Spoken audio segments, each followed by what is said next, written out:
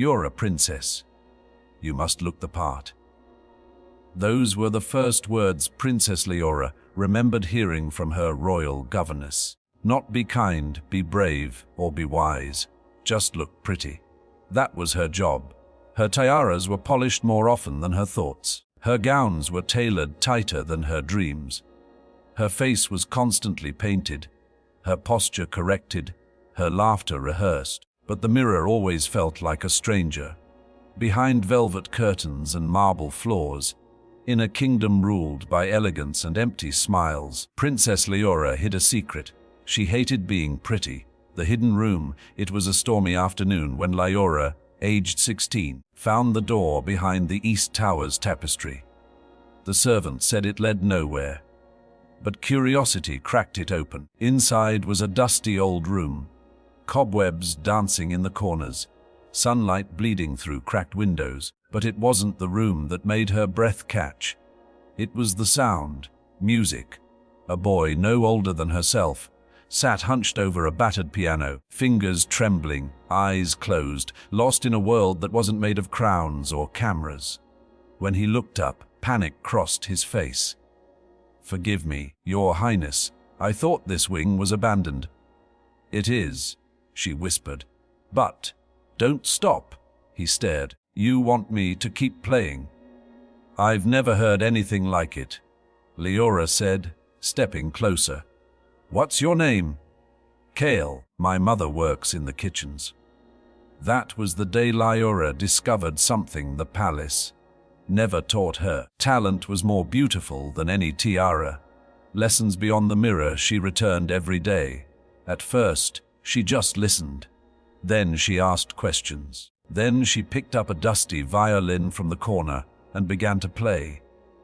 Kael taught her to read music, to hear stories in the silence between notes. In turn, Liora told him stories she had written in secret, tales of girls who escaped towers, of queens who chose compassion over conquest. For the first time in her life, she wasn't performing, she was becoming.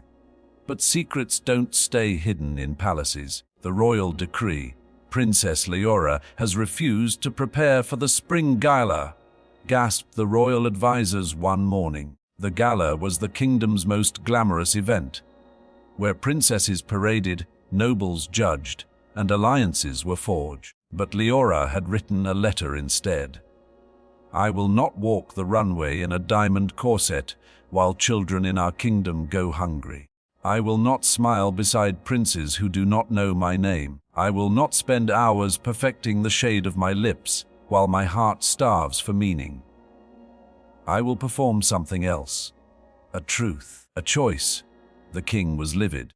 "You'll shame this family."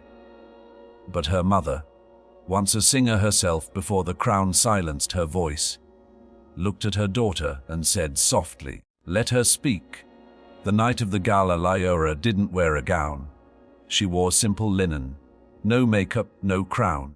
Gasps rippled through the ballroom as she stepped onto the grand stage, not to curtsy, but to lift a violin to her chin.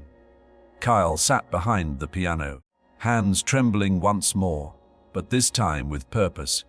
They played a duet that wasn't just music.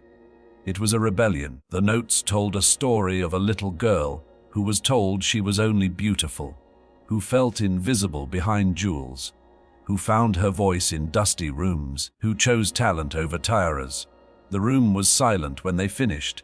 Then, one by one, people stood, not out of obligation, but awe. Even the king didn't move, a tear balanced precariously on his cheek. The ripples of change. The next day, something strange happened. Girls in the village began painting murals instead of their nails.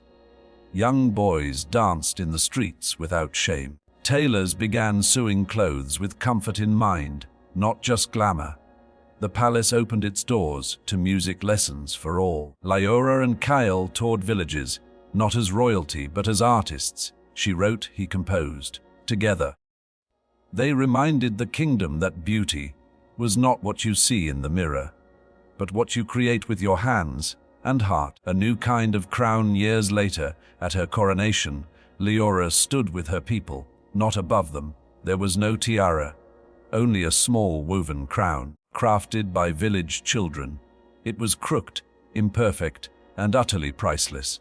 She looked into the crowd and said, "I once believed I was born to be pretty. But the world needs more than pretty faces. It needs kind hearts, brave souls, honest voices. I refuse to be defined by how I look, when I can be remembered for what I give."